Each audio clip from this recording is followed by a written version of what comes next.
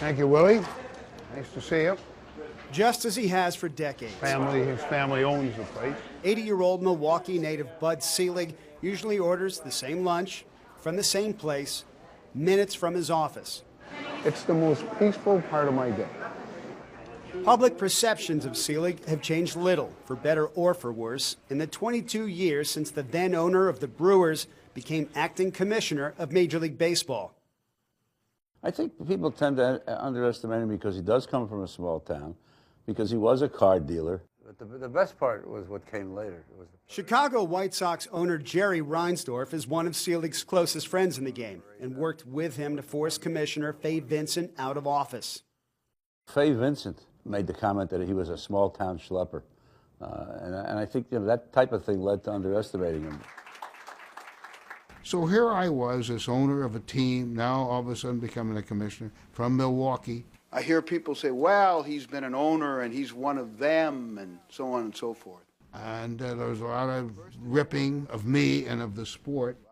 But no matter what impression people have of Selig, the man who was his primary adversary says the notion of Selig as a lightweight was a myth from the start. Donald Fears, the former head of the Baseball Players Union. Bud, by all appearances, is an extraordinarily adept internal politician. But a narrative quickly set in. It was repeated frequently in the media that Selig was only a puppet for his friend Reinsdorf. Believe me, I never controlled him, and there were times when I wished I had controlled him. I'm very strong-minded, very strong-willed, and if you look back on everything that's happened, it has my imprint all over it.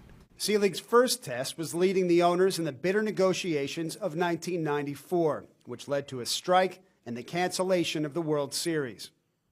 Very sad. It broke my heart, the thought of not playing a World Series. I know I had to announce it. On the Field of Dreams, a giant anti-climax. Yes, the baseball season is over. You've said losing the World Series that year is your biggest regret. Mm-hmm. But what did you do that you regret? Nothing. What could I have done differently? Well, here we are 20 years later, and I can't tell you what, because there just wasn't anything. Good afternoon. What has followed is unprecedented labor peace. Owners dropped the demand for a salary cap, and the sides agreed to revenue sharing. Maybe we had to go through that to get to where we are today. You know how I love the history and tradition of the sport. Friends and foes agree Selig's best work is out of the public eye, constantly working the phones, cajoling and arm-twisting owners until he gets one of his trademark unanimous votes on issues from replay to drug testing. You know, I've been lucky because most of my votes are 30-0. 30-0 votes are not lucky. No, it's a result of a lot of work. I admit that. No, they're not lucky. It's actually an internal joke that everybody that talks to Bud, even if they're on different sides of the issue, thinks he agrees with them. And what he's usually done is he hasn't committed to anybody. And then eventually a consensus will arise. The reputation you've got, he's a political savant. Mm-hmm. How do you like that description? I would agree with that. Political skills are a very, very important part of it. There's no question about that. I would make no attempt to deny that.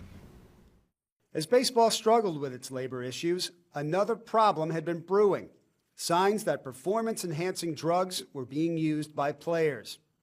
People say, well, they should have known. Well, how should they have known? Not one baseball personality had come to me, general manager, anybody, and said, yeah, I think we have a problem. I know somebody said there was a story written in '95. I don't remember it. It was Tony Gwynn who spoke up, a major figure in the game, incredibly well respected, who said, we have a problem in this game. Why do you think there was no reaction to that? There was no reaction from any level. We had no history. We had no experience. It wasn't a hot topic, but it became a hot topic in '98 for me.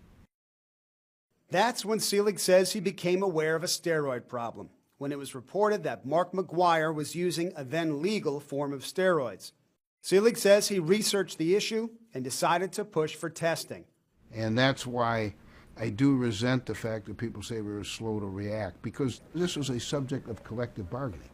The union was, of course, dead set against it, fought us vehemently, and they wouldn't deny that.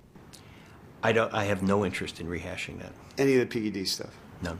Fear declined to answer repeated questions about performance-enhancing drugs.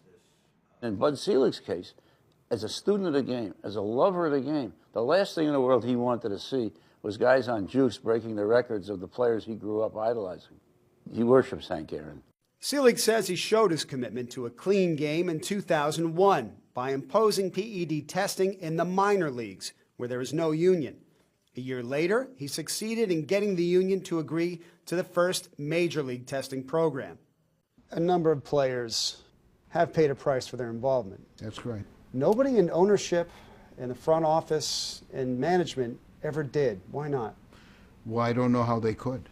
I mean, at that point, I mean, somebody would have to prove that they knew what these people were doing. In his final season in office, Selig found himself in a battle over his successor. Owners knew he wanted MLB's chief operating officer, Rob Manfred, but Reinsdorf, of all people, led a campaign to elect Red Sox chairman Tom Werner. There were differences of opinion, but in the end, we came together. After rounds of discord, owners elected Manfred with a 30-0 vote. Selig's legacy and the question of who was in charge were settled. He managed to be the CEO in a significant period of time, for a very long time, and maintained the trust and confidence of his constituents.